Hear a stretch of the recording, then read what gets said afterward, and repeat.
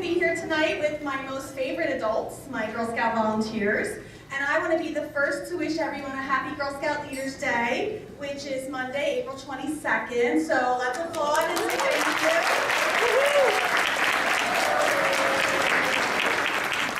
As Joe said, we know you were out there changing the world, one girl at a time, troops at a time, service units at a time, and I want to say thank you for your time, your talent, your treasure, your passion, your dedication to all of the girls in this wonderful organization.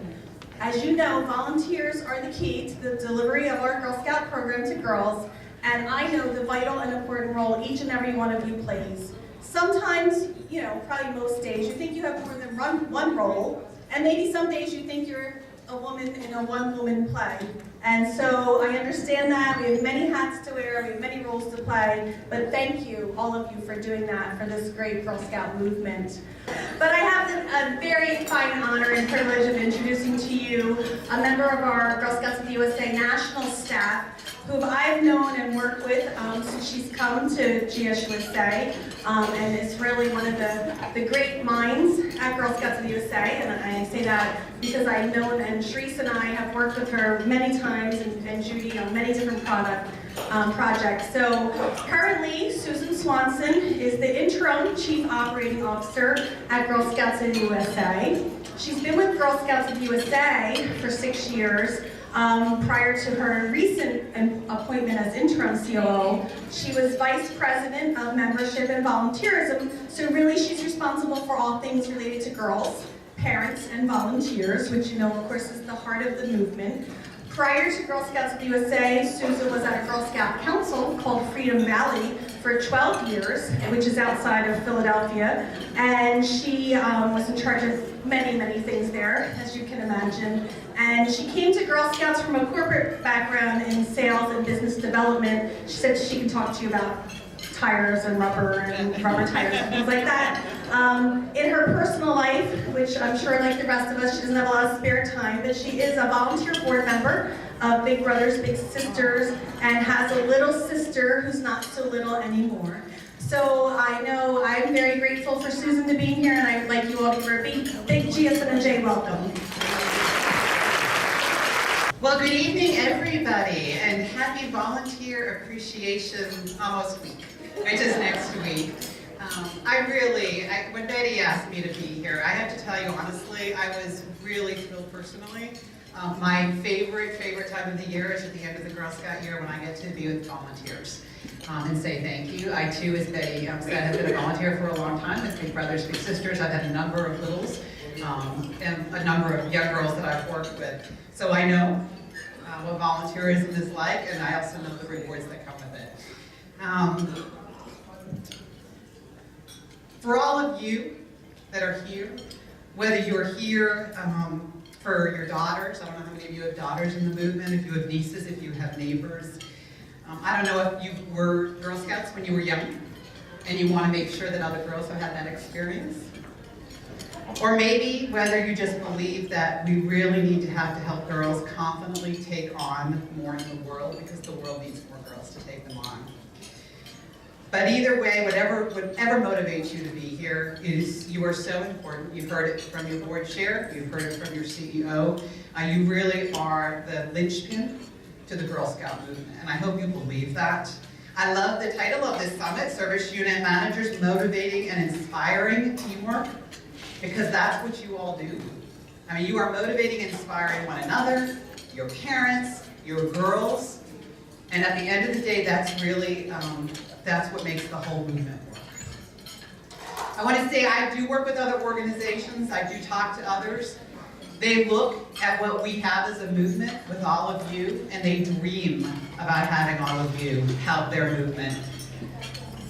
And everybody really wants to get back to the community. They want to get back to helping our neighbors. People really want to believe that we are all here to help one another's children. And that only happens when people like you are in communities everywhere pulling them together. So, thank you. You've heard it from all of us. That's what tonight's all about. I hope you're enjoying your dinner. As you're eating and talking with one another, I hope you just keep realizing it really is for you. Take a moment. Think about what you did this year. You were tremendous. Okay, with that, I'm gonna talk over here, but I'm gonna point over there. So hopefully you can sort of look there and we'll do a coordination. So in addition to saying thank you for just being you and what you do every year, I also wanted to say thank you in particular this year. You all took on a natural disaster through Hurricane Sandy. That was such a momentous and challenging obstacle for many. How you responded, how the council responded, how you as volunteers responded, how your girls responded, how you opened up your offices as warming and charging centers, how you helped out individuals in need. Really, you were representing the best of Girl Scouting, and courage and confidence and character, and we at the headquarters office are so appreciative. We are grateful, and we're really proud of you because you represented the Girl Scout movement on a national basis. That was just outstanding. So thank you for that.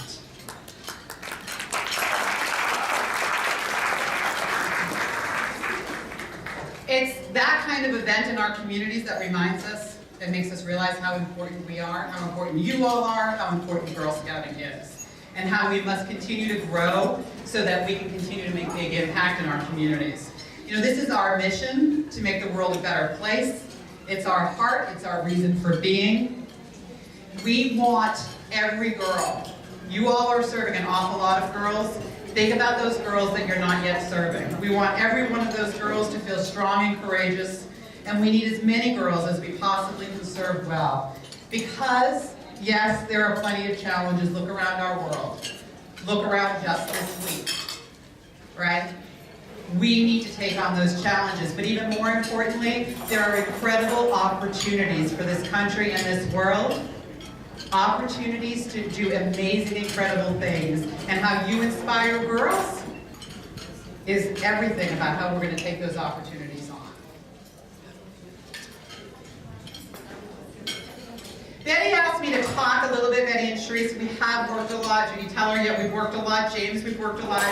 Asked me to talk a little bit, though, about where are we at as a national movement? How do you all fit in to the national movement of Girl Scouts? So I'm going to do a little bit of ground setting for you so that we can do a reality check on this great movement, where we are today and where we need to go. So there's a chart. And what the big picture chart says is that membership in the Girl Scout movement over the decades has had its ups and it's had its downs. But if you look at the last 10 years, what you'll see is a kind of downward slide. So from early 2003 or so, right through today, we have it on the slide. The good news, there's a little bit of a flattening in the last couple of years, but we're still dealing with the challenges, and we will continue to deal with challenges over the next couple of years that we knew about 10 years ago. And I just want to talk about those because we need your help. You've helped us a lot till now. We need your continued help. I'm going to go back again for just one sec. Thanks. So demographics. It's not a good challenge, it's a great opportunity. Our demographics are changing, and this is why it's important. It used to be a child could bring home a flyer in her backpack, and the mom would pull that flyer out, and that mom would look at that flyer and say, oh, Girl Scouts, I remember, I was a Girl Scout. I'm going to sign her up, I want to get involved. More and more every year, our country's changing, and when those flyers are pulled out of the backpack, moms and parents and guardians don't have that experience, and so they don't know naturally what Girl Scouting is, and they're not calling. So how we reach those families has to be very different than the flyer in the backpack moving forward.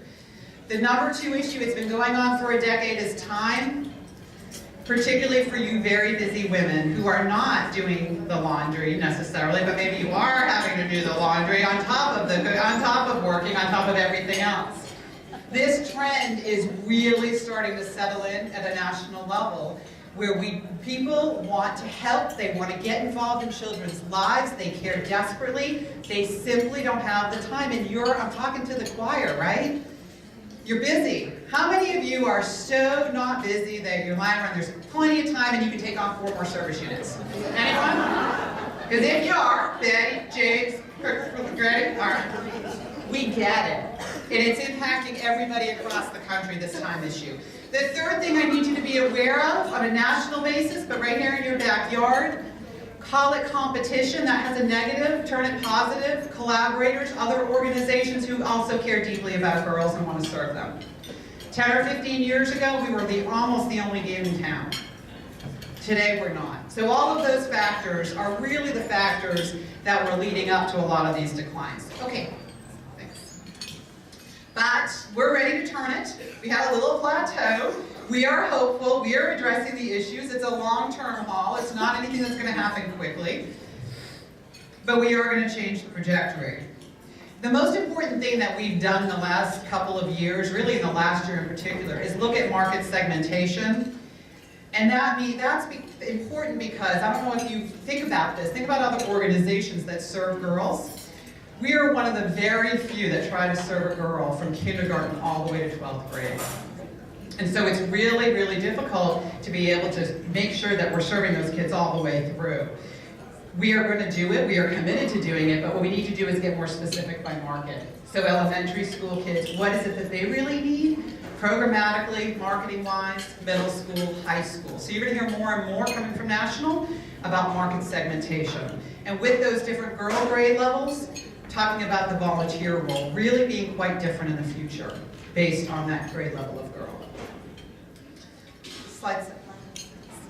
Underneath all of this, hopefully you all know this model or seen it in the trainings. The most important thing is that our product is right. And our product is our Girl Scout Leadership Experience. Our Girl Scout Leadership Experience helps girls know who they are, what's important to them. They emotionally know it's important and they want to do something about it. They understand the world around them, right? Not just their neighborhood, but the world around. They see the bigger world.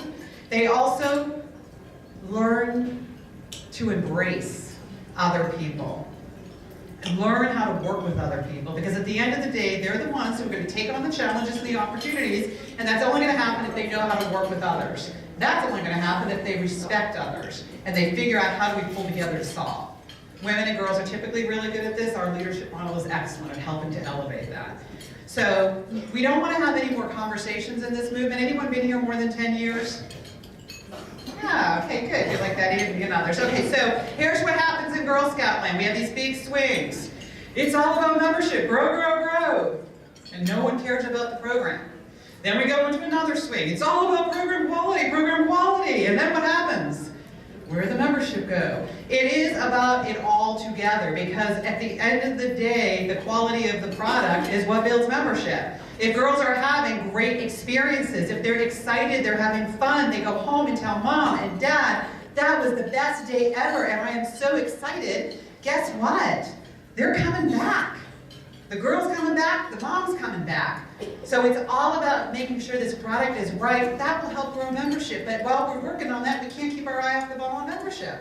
Because if you're not paying attention to it, if we're not being clear about the competitive landscape that we're in, that too can easily fall off. It's a big challenge and it's a lot to do. And we need your help. And you're doing great work for us now, but we need to continue to have your help on this.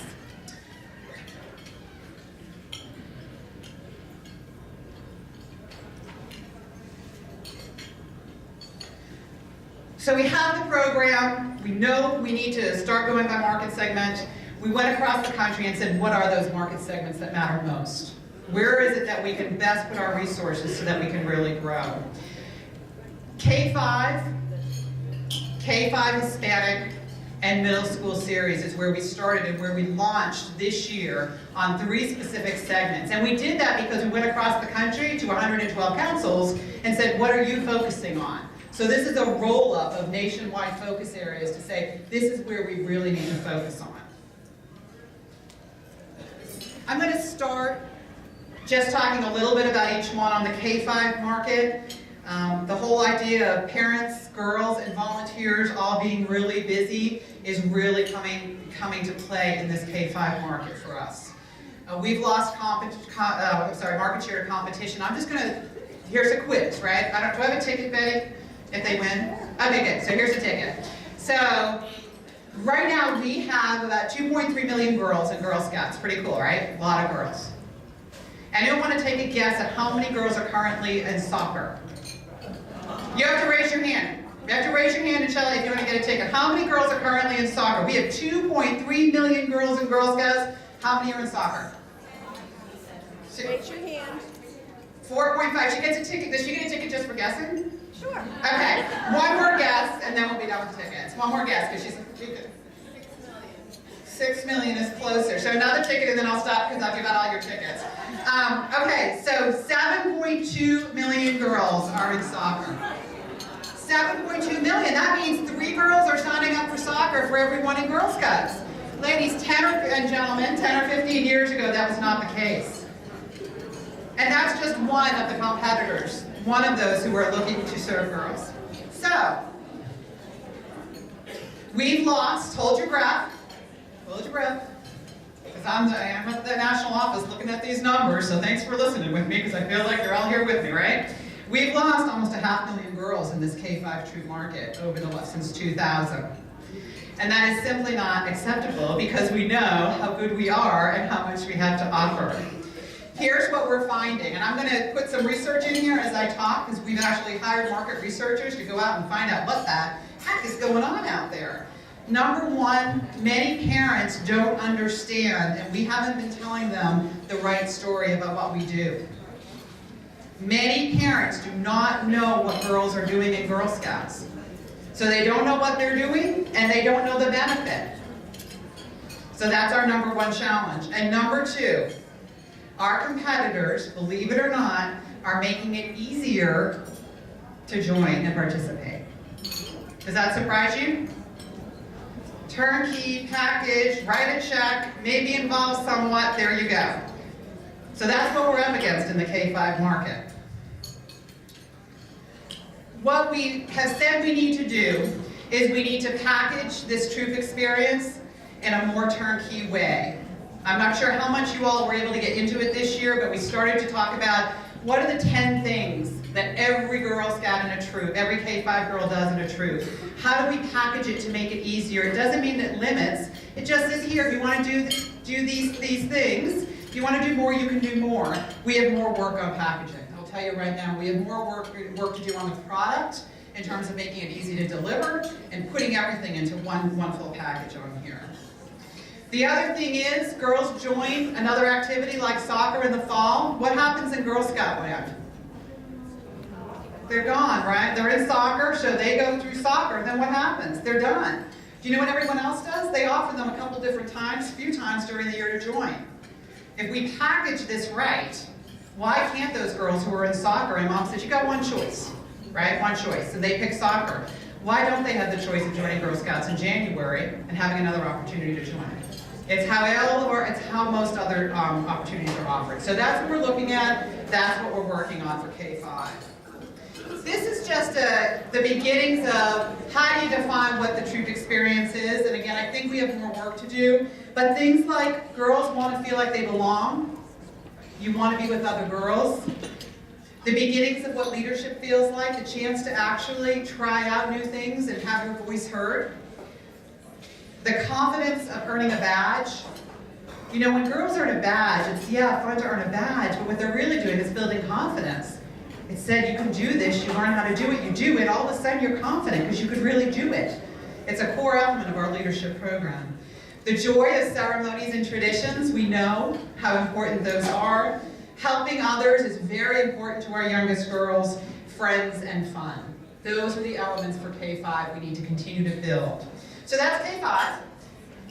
K-5 Hispanic. Just want to talk a little bit about the same experience for all girls, and that's what this is about. It's not a different program. We do have some extra tools, some translated materials. We've always been an organization in the forefront of inclusiveness because it's in our DNA. It is Juliet Gordon Lowe. It is who she was. That is who we are, basic. We also have a business obligation at this point because we have many more girls in this country who are Hispanic than are joining Girl Scouts. It is disproportionate in a big way.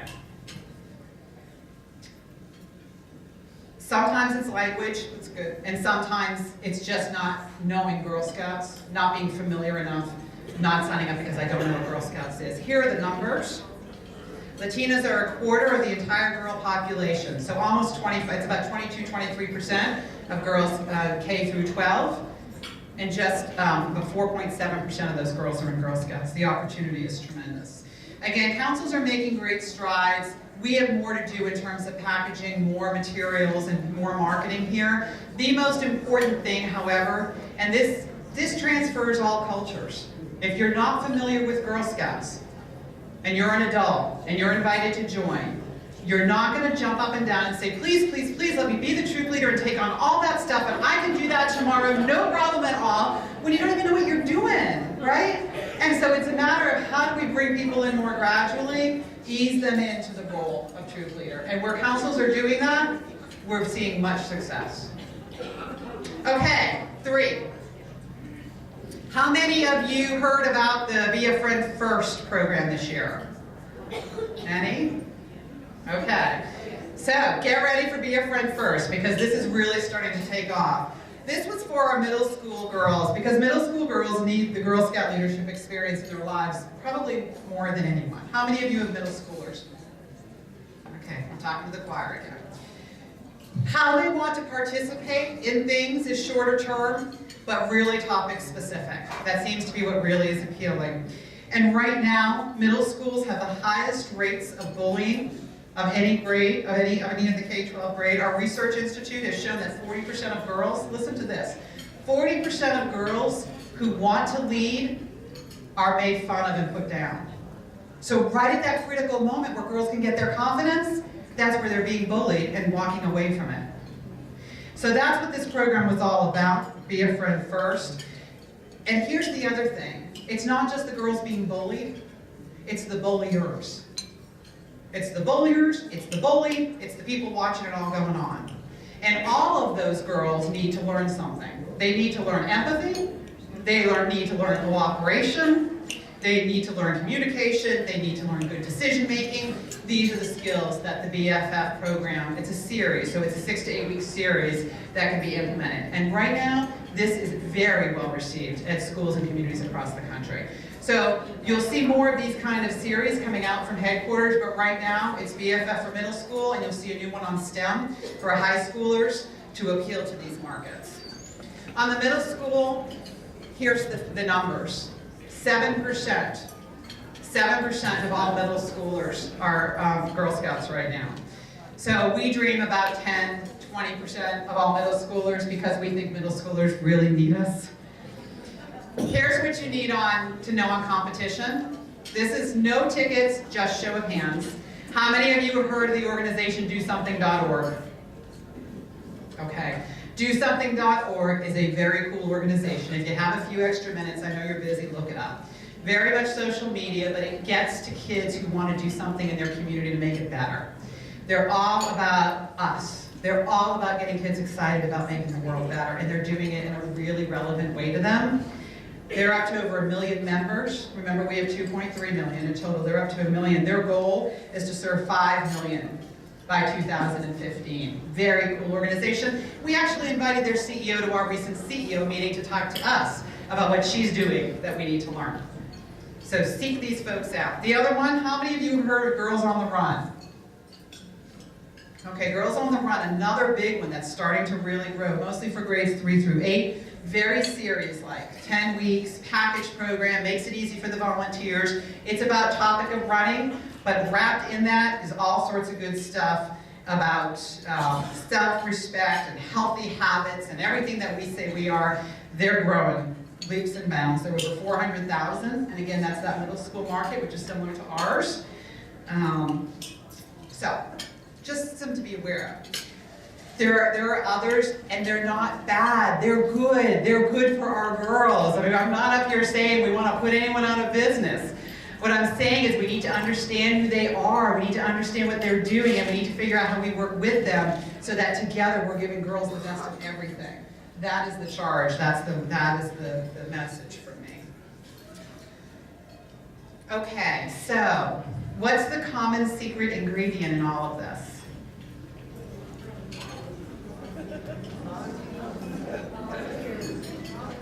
It's all you guys, it's you. I mean, the secret ingredient to all of this is volunteers. So we sit here and say, have you taken a moment to say, boy, I'm really good? Have you taken a moment tonight to say, this is about me? Because what I did all year for girls and for other adults in the community, do you guys understand how important you are? Okay, because we really do, and we really need you, and girls really need you. I'm going to spend a little bit of time talking about volunteerism, a little bit of time about volunteers in Girl Scouts, and a little bit of time about volunteers outside of Girl Scouts and what they're saying. Because underneath that membership decline, a lot of it comes back to you. And I'm hoping we have a couple minutes, and if not, I hope you grab me afterwards, because I really do want to hear from you, your ideas. We need to do more, we need to lift up some of what we still have more to lift up, let's put it that way. But volunteers in Girl Scouting, the #1 motivation, see it up there? It's because my daughter wouldn't have a troop if I wasn't volunteering. Now, I'm glad, right? But is that really what we want people to say when we ask them why are they volunteering for Girl Scouts? Or do we want them to say, oh my God, it is the most awe-inspiring, amazing experience. I'm with my daughter and her friends and I changed the world and they're changing the world and they make it so easy and fun and it's great, right? That's what we want to say, right? But that's not what they're saying. They're saying it's because I have to, they made me or my daughter wouldn't be in a troop. So the next slide. So here's what the research says. These are direct quotes, folks. People aren't signing up their daughters in some cases because they don't want to be trapped in the big old Girl Scout birdcage of what we're going to ask them to do. Does that surprise anyone? See, it doesn't surprise us and we're all still here. Like, we got to do something about this. Because the research is saying this is getting really serious. Next slide. Here's another fact. Why don't people volunteer? #1 reason, they don't have the time. Do you know what the second reason is? They're afraid that you're going to be pressured. They're going to be pressured to do even more. Does that sound familiar? How many in the room? Be honest. How many in the room have felt it? Right? So we got to do something. We got to be able to bring people in, have them have a good experience, and not feel pressured to do more. All right. The reality is there's lots of volunteer pools out there, but for the K-5 market, parents and caretakers will always be a primary market for us. They volunteer 7% more than any other volunteer pool. They volunteer mostly in schools and faith-based. It's where people are. It's where we need to be. We need to keep getting out there and talking more and bringing more people in. But that is our primary pool. And as you all know, many of you in this room who are parents, you are really busy. So in order to do it, we need to make it a little bit easier. We also need to reach out more, as we talked earlier, to our Hispanic population. The reality is our Hispanic adults do not volunteer as much as other groups. However, when Hispanics are involved and do engage, they're the highest participants in youth service, want to be with their kids. So we need to keep on working. That is the opportunity with our Hispanic market. The other thing you need to know is what people do when they want to volunteer. They want to do things like food banks and cleanups and stuff. Over there on the far right is what we do, really helping girls deeply in learning and developing. But here's the thing, when you talk to other people about volunteering, here's what I would say. You want to do this stuff, you get to do this at Girl Scouts. You help immediately in your community, right? You're bringing girls, you're helping with food banks, you're helping solve problems. But even amazingly, more so, you're helping develop girls who are the long-term problem solvers. So it's like a twofer. You're helping now, but you are building the future. Because those are the girls that are going to figure out how to problem solve the next decade when you've sort of decided you don't want to volunteer as much anymore. So, I'm going to talk just a bit about those other than parents because they're really important to us. Millennials. Anyone know who? Oh, we have one! Yes, how many millennials in the room? What's a millennial? 20 to 35-year-olds. Millennials in the room. Go James. All right. Okay, folks. Here's the deal with millennials. There's a lot of them out there. And they really do want to volunteer. And yes, some of our young parents are millennials, and some can be troop leaders, but a lot perfect for our middle school and our high school program. Here's what I want you to see. Everybody's like, oh, those college students, they just want to do a one-time thing. Well, no, not really. Almost half of them are willing to do ongoing volunteering. The common theme is the intensive role part. Only 12% are able to take on intensive roles. So don't dismiss our college, our young professionals, our young corporate who don't have kids, but like me, care very much about being with kids, and that's why I volunteer for Big Brothers Big Sisters. But no one asked me to be a Girl Scout volunteer. Big Brothers asked me to be a Big Sister, and I said yes. So let's not forget about them. They're really important people. I think they're important. They're a big pool of people that can help you lessen your load a little bit. The last group of volunteers I want to talk about for a second are what we call now, I was just taught this by somebody else, near to peer. Sound familiar? Anyone know what a near to peer is? Near to peer is when a college student mentors a high school student, when a high school student mentors a middle school student, or when a middle school student helps a younger. Here, almost 30% on average of those groups have a requirement to do community service, already built in. Those volunteers tend to care about the cause and wanting to make a meaningful difference beyond everything else. So they're the ones who just really want to come and do good.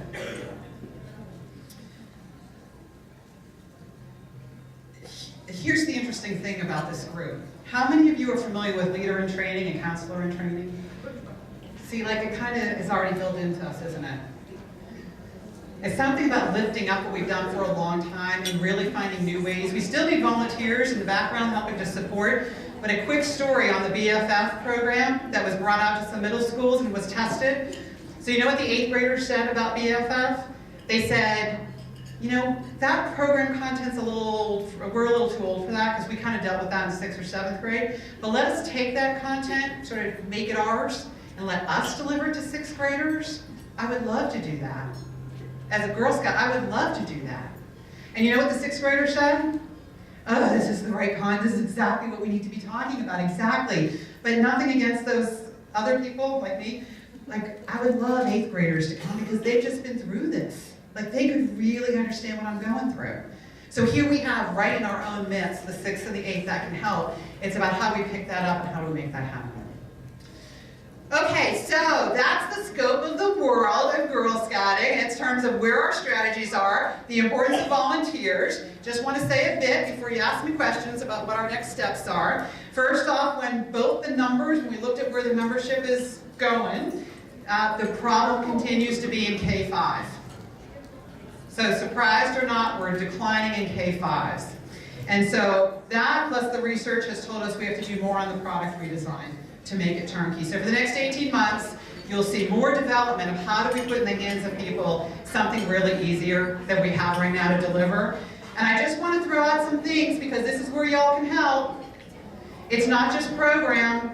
It's that 80-page volunteer essentials that we hand you, and it's all of the rules on the cookie sales that we ask you to do, and it's all of the camping stuff that we ask you to do, and it's all of the troop accounts and everything else. We've got to make that whole thing simpler. We own it at the headquarters. We need your help out in the field to actually help us figure out how to lift it. And you can clap for that, because I really need your help in how we're going to do that.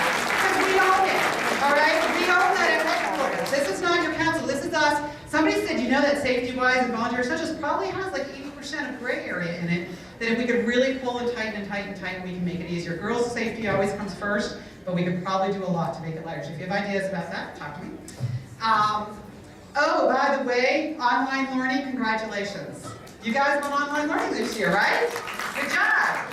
That's really important stuff because our volunteers need training when they can get it, and going online is really important. So thank you for that advance, and we need to keep on working on that. And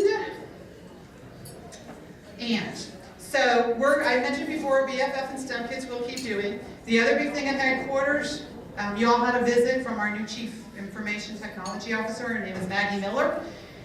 Technology. How many would vote for improvements in technology? Okay. We get that too. So you're going to see a lot of changes at headquarters and taking a lot of stuff and putting it in certain places. K-5, technology. And the third is, and I just want to talk a bit about this marketing campaign. what over and over again we heard again was, when you are doing incredibly good stuff, we're not telling parents what it is well. So we have an agency working with us to really help us understand how we can do a better job and help you. Here's what they're finding. Our message needs to resonate with girls and parents and volunteers. Peer-to-peer is the most powerful. You all talking to your friends has more influence than anything we can do at the national office. So how can you help us and we help you more easily tell the story? It is grassroots. We can be out there all day long in national magazines, but ultimately it's in your community and who's doing what locally, where the decisions are made, so we've got to help you with that. The leadership language we've been using makes us sound like a bunch of PhDs, and people don't know what we're talking about. Does that sound right? We are doing something so important, but we need to talk about it differently. And how we need to talk about it is more fun and girl-focused. Because in a lot of the language we're using corporate talk and adult talk. So we're trying to work our brand company to lift that up and make it more fun and really tell the story of the great stuff that you guys are doing. So I'm going to leave you with this. What did you do today? I'm going to get some interesting questions from that table, I can feel it. But I'm sure you'll stop. All right, so look.